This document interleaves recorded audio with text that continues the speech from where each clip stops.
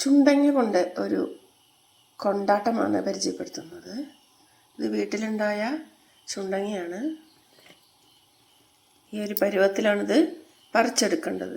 ഇനി ഇത് എങ്ങനെയാണ് ഉണ്ടാക്കുന്നത് എന്ന് പരിചയപ്പെടുത്താം. ചുണ്ടങ്ങയുടെ വാലെല്ലാം ഞാൻ പറിച്ചു മാറ്റിയിട്ടുണ്ട്. ഇനി ഇതിൻ്റെ കറ കളയണം. അതിനായിട്ട് കുറച്ച് പുളിവെള്ളമാണ് എടുത്തിട്ടുള്ളത്. അതിലേക്ക് ഞാൻ കുറച്ച് മഞ്ഞൾപ്പൊടി ചേർത്ത് കൊടുക്കുകയാണ്. ഇനി ഒരു നുള്ളു വെളിച്ചെണ്ണ കൂടി ഈ ഒരു വെള്ളത്തിലേക്ക് ചേർത്ത് കൊടുത്തിട്ടുണ്ട്. ഇത് നല്ലപോലെ ഇളക്കിയിട്ട് ഈ ചുണ്ടങ്ങ മുഴുവൻ നമുക്ക് കുത്തിയിട്ട് വേണം ഇതിലേക്ക് ഇട്ട് കൊടുക്കാൻ, കറ കളയുന്നതിന് വേണ്ടിയിട്ട്. 2 എണ്ണം വീതം ഇങ്ങനെ ഒരു കല്ലിലിട്ടിട്ട് ഒന്നിങ്ങനെ കുത്തി കൊടുക്കുക. വല്ലാതെ ചതയണ്ട. അതിന് ശേഷം ഇത് നമുക്ക് ഈ വെള്ളത്തിലേക്ക് ഇട്ട് കൊടുക്കാം. ഇങ്ങനെ എല്ലാ ചുണ്ടങ്ങയും വെള്ളത്തിലേക്ക് ഇട്ട് അരമണിക്കൂർ വെള്ളത്തിൽ അത് കിടക്കട്ടെ. അതിൻ്റെ കറ കംപ്ലീറ്റ് പോയി കയ്പ്പ് രസം ഇല്ലാതാവാൻ വേണ്ടിയിട്ടാണ്.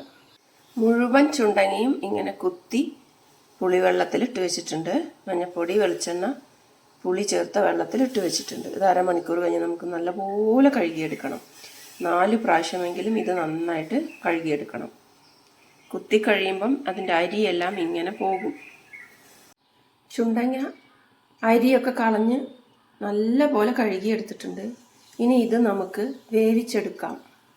ചുണ്ടങ്ങ നമുക്ക് വേവിച്ചെടുക്കണം. വെള്ളം അടുപ്പത്ത് വെച്ചിട്ടുണ്ട് മുങ്ങാൻ പാകത്തിന്.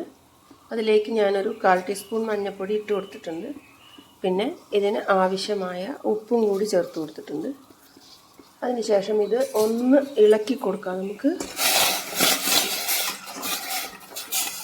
ഇതിലേക്കാണ് ഈ കഴുകി വാരിയെടുത്ത ചുണ്ടങ്ങ ചേർത്ത് കൊടുക്കുന്നത്. ഈ ഒരു കൊണ്ടാട്ടം ഔഷധ ഗുണമുള്ളതാണെന്ന് പ്രത്യേകം പറയട്ടെ. നല്ല പോലെ ഇത് വെന്ത ശേഷം വെയിലത്ത് ഉണക്കിയെടുത്താൽ എത്ര കാലം വേണമെങ്കിലും കേടുകൂടാതെ ഇരിക്കും. കുപ്പികളിലാക്കി അടച്ചു വയ്ക്കാം. കുട്ടികൾക്ക് സ്കൂളിലേക്ക് ചോറ് കൊണ്ടുപോകുമ്പോൾ കൊണ്ടാട്ടം വറുത്ത് കൊടുത്തയക്കുകയും ചെയ്യാം. ചുണ്ടങ്ങയ്ക്ക് ഔഷധ ഗുണങ്ങൾ ഏറെയാണ്. പഴയ കാലങ്ങളിൽ കുട്ടികളിലെ വിരശല്യത്തിന് ഇത് ഉത്തമ ഔഷധമായി ഉപയോഗിക്കാറുണ്ട്. ത്വക്ക് രോഗങ്ങൾക്കും മൂത്രാശയ രോഗങ്ങൾക്കും ആസ്മ പോലുള്ള അലർജി സംബന്ധമായ അസുഖങ്ങൾക്കുമൊക്കെ വിശേഷപ്പെട്ടതാണത്രേ ഈ ചുണ്ടങ്ങ. ഇപ്പോൾ ഇത് തിളച്ച് വന്നിട്ടുണ്ട്. ഒരു 10 മിനിറ്റ് നമുക്കിത് വേവാനായിട്ട് അടച്ചു വയ്ക്കാം. 10 മിനിറ്റിന് ശേഷം ഞാൻ ഇത് തുറന്നു നോക്കുമ്പോൾ ഈ അരികളെല്ലാം ഇതുപോലെ അടിഞ്ഞു വന്നിട്ടുണ്ടാവും പാത്രത്തിൻ്റെ മുകളിലേക്ക്. അത് നമുക്ക് ആവശ്യമില്ല. അതിന് ഒരു കയ്പ്പ് രസമാണ്.